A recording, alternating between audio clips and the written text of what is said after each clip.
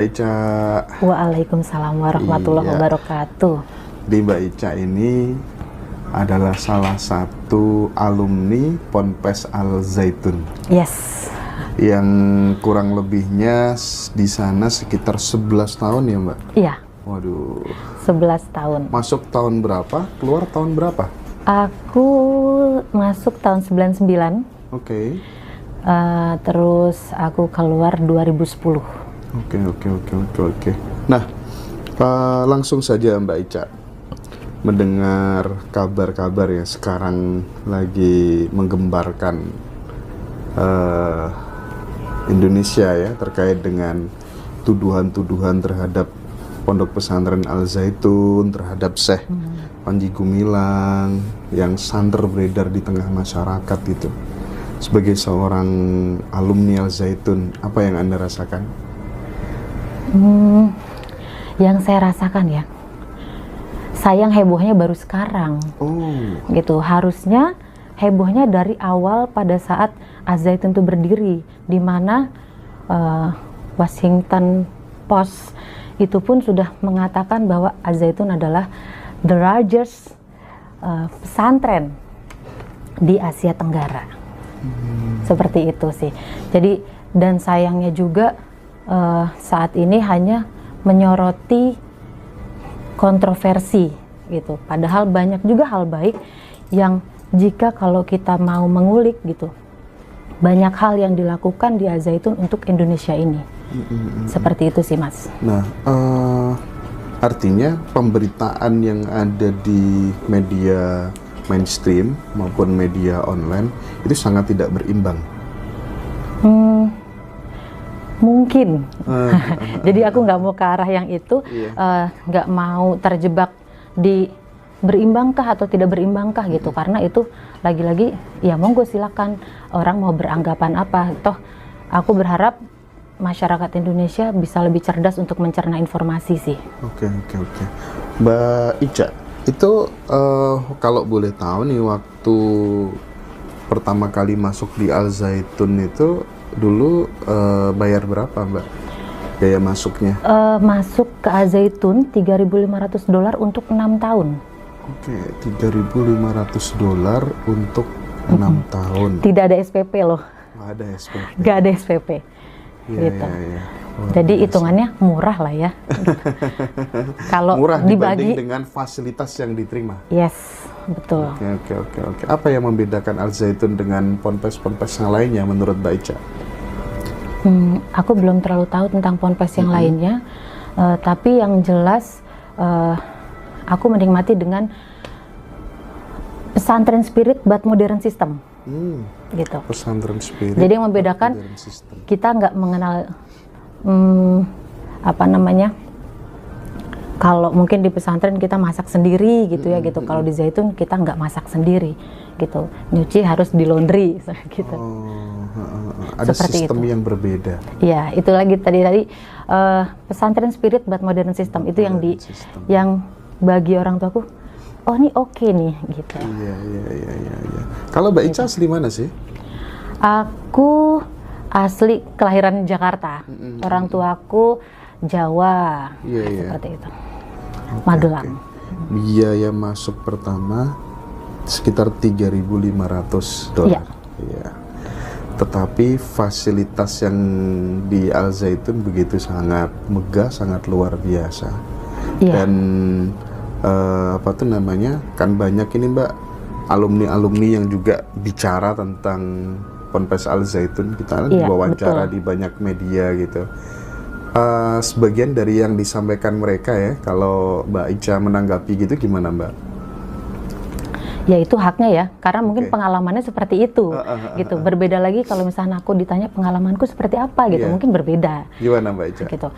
Kalau aku pribadi selama sekolah di Al-Zaitun, banyak hal yang bisa aku dapat, termasuk yang menurutku mungkin di sekolah lain kita nggak bisa dapat, seperti pengalaman organisasi.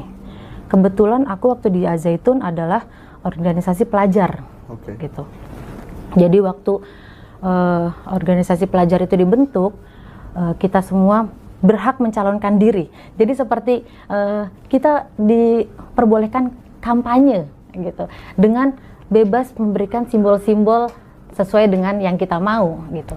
Jadi waktu itu aku salah satu kandidat presiden santri pertama gitu. Terus kita membentuk tim sukses sendiri. Gitu. Kemudian kita diberikan kampanye, kemudian diberikan orasi, debat sesama kandidat.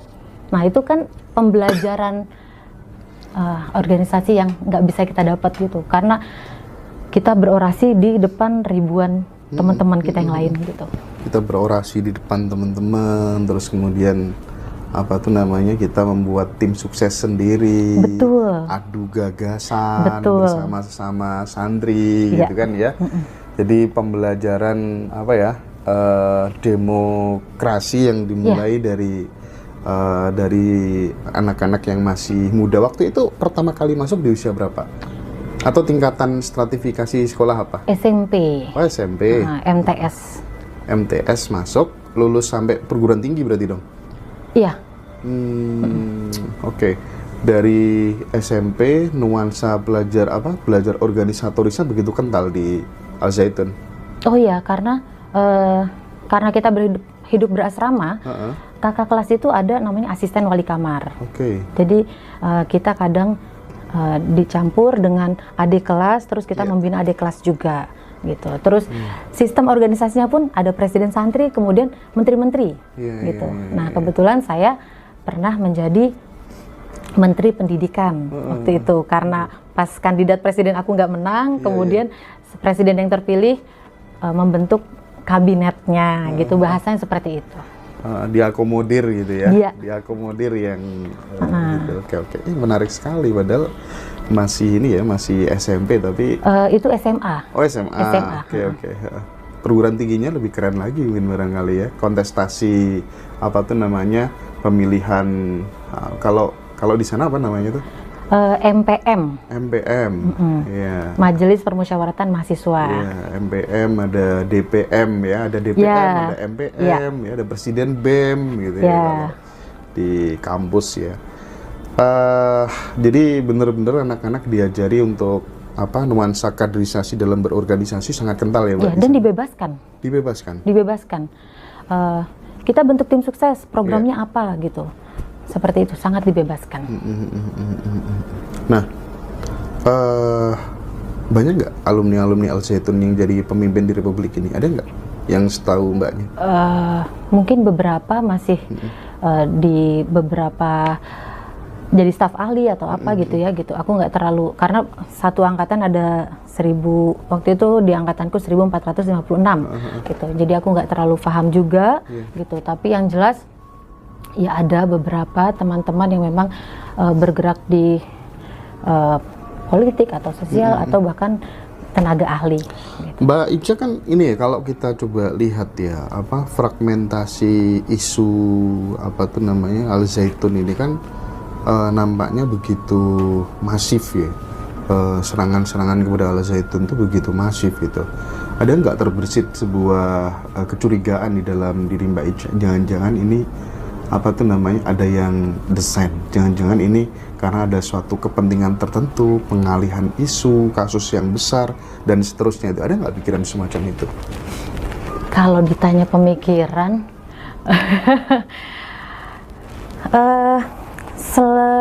selama ini aku hanya berpikir hal-hal yang sekarang sedang marak. Aku berusaha untuk tidak reaktif terhadap itu, gitu. Karena bagiku kalau kita terlalu reaktif itu juga apa kepentingan kita. Jadi balik lagi gitu kan gitu. Jadi aku hanya berusaha untuk lagi-lagi selama aku lulus gitu, terus selama aku juga belajar di sana, kayaknya kasus ini aku hanya berpikir, oh ini nih yang dibilang kita harus menyaring informasi. Karena kalau aku pernah dapat nih kata mutiara bahasa Jawa ya gitu. Yang benar itu belum tentu benar. Yang benar belum tentu benar ya. Iya, itu aku lebih tepatnya melihat kasus yang ini. yang benar belum tentu benar. Nah, itu aja gitu. Jadi kalau misalnya ada konspirasi atau hal-hal lain, itu bagian yang ada bagian-bagiannya lah gitu. Kalau masalah desain, bahkan ya kayaknya harus didesain nih seperti ini gitu ya gitu. Kayak ada TV yang membuat berita zaitun seperti ini. Bahkan judulnya sama apa yang ditampilkan tuh kayak sama. Berbeda, berarti ya itu kan satu buah desain juga. Gitu. Nah, kalau misalnya kita lihat ya, bicara tentang Al-Zaitun kan seperti halnya lebah dengan madunya gitu ya. Ada sosok Panji Gumilang gitu. Pikiran-pikirannya, lompatan-lompatan pikirannya banyak orang yang tidak bisa terima. Tapi tidak bisa terima itu ya belum tentu kemudian juga salah juga. Terkadang memang ya sumbu pendek itu kalau dikasih sesuatu hal yang berbeda dari yang diyakini gitu, ya pasti menolak dan menentang gitu ya. Secara pribadi gitu, sosok Panji Gumilang di mata Mbak Ica seperti apa? Menurutku visioner ya. Visioner yang aku kenal. Jadi dari zaman aku santri dulu, aku merasa Syekh udah sampai K, kita nih baru sampai C gitu. Jadi kadang aku nggak nyampe nih gitu, otakku nggak nyampe nih gitu. Jadi kita harus apa sih yang dimaksud Syekh nih gitu. Jadi harus ngulik lagi gitu. Kalau mungkin bisa flashback gitu ya, pikiran-pikiran Syekh yang seperti apa yang kemudian membuat Mbak Ica bikin kesimpulan kayak gitu. Oh, saya ini sudah berpikir ke angka 8, aku masih di angka 2 gitu. Seingat Mbak Ica apa kira-kira? Seperti kayak contoh masalah bangunan masjid aja. Masjid yang sekarang ini dibangun gitu. Terus pembangunan zaitun yang sebegitu megahnya gitu. Ini apa sih gitu ya? Saya tuh maunya bagaimana sih gitu. Tuh aku kayak, kenapa kita harus bangun segede gini sih gitu ya gitu. Karena ternyata tujuannya mau membuat yang tadi tuh pusat budaya toleransi dan budaya perdamaian. Bahkan kayak ada asrama yang diresmikan oleh beberapa pemuka agama. Gitu. Terus keren. Namanya asrama persahabatan, makanya dinamakan asrama persahabatan karena diresmikan oleh beberapa pemuka agama. Gitu kan, kayak toh kita kan pesantren ya, atau kita kan ini gitu. Oh, ternyata dijelasin lagi, ini loh pusat budaya toleransi dan perdamaian. Gitu. Itu tuh yang jadi gitu. Jadi kadang gitu baru kita ngerti gitu. Itu sih yang aku bilang visioner. Kalau soal pluralitas di Al-Zaitun itu memang begitu kental ya, Pak ya? Nuansa toleransinya terhadap agama lain gitu. Iya, gitu. Maka menurutku yang beliau ajarkan itu toleransi dan perdamaian gitu. Di luar dari pendapat orang yang lain-lain ya gitu. Itu yang aku dapat selama aku belajar di sana gitu. Ya. Bisa nggak diceritakan case lain gitu bahwa memang di Al-Zaitun itu memang benar-benar menghormati agama selain Islam gitu, karena notabene kalau kita berbicara tentang pondok pesantren gitu ya, pasti kan ditanamkan kepada santri-santrinya rata-rata ini agama yang paling benar adalah Islam, selain Islam adalah kafir dan lain sebagainya. Itu terjadi nggak di Al-Zaitun selama Mbak Ica nyantri di sana? Enggak. Yang aku pahami bahwa kita nggak boleh jadi manusia yang merasa paling benar, bahkan terhadap agama yang kita yakini. Yaitu yang tadi aku bilang, maka aku juga memahami sing bener belum tentu benar. Durung tentu benar.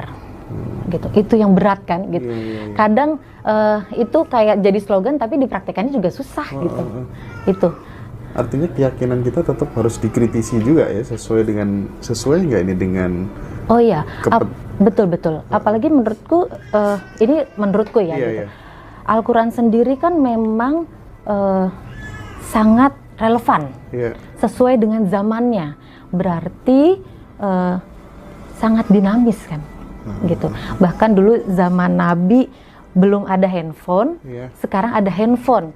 Berarti gimana nih, gitu, untuk supaya Al-Quran ini relevan terhadap zamannya, gitu. Yang aku ingat satu hal, Syekh menyampaikan, yang aku ingat selama waktu aku jadi santri, zamanmu zamanmu, zamanku zamanku. Jadi sesuaikan dengan zamanmu. Oke. Itu yang aku ingat sih, gitu. Jadi sesuaikan dengan zamanmu. Iya. Iya. Oke. Tidak pernah ada perasaan atau pikiran loh, ajaran Syekh kok gini ya, yang kemudian membuat Mbak Ica curiga seperti yang sekarang rame-rame dibicarakan banyak orang waktu itu, waktu di sana? Enggak. Sama sekali tidak ada kecurigaan di sana, gitu. Karena ya tadi kita diajarkan sangat nasionalis, gitu kan, yang dimana ini loh Indonesia Raya, ini loh UUD 45, seperti itu, gitu. Di luar orang ngomong NII atau segala macam, gitu. Aku enggak, ya itu silakan aja, gitu. Mungkin menurutnya begitu kali, gitu ya. Beda perspektif ya. Beda perspektif. Dan gitu. Itu biasa ya. Biasa. Betul. Jadi mungkin orang ngelihat pandangannya dari kiri, gitu. Atau dari kanan, atau dari depan, dari belakang, gitu. Bentuknya beda, gitu. Jadi kalau soal nasionalisme jangan ditanya ya Mbak kalau di sana ya. Oh iya, aku sendiri jadi hafal Indonesia Raya 3 stanza. Oh gitu ya. Tadinya aku nggak tahu. Jarang pesantren yang mengkampanyekan Indonesia Raya yang 3 stanza. Yes. Iya, jarang banget itu. Tapi bagi orang yang ada nih, salah satu sahabat saya juga pernah bilang, gimana itu Al-Zaitun tuh Indonesia Raya kok diubah itu karena nggak nyampe kan.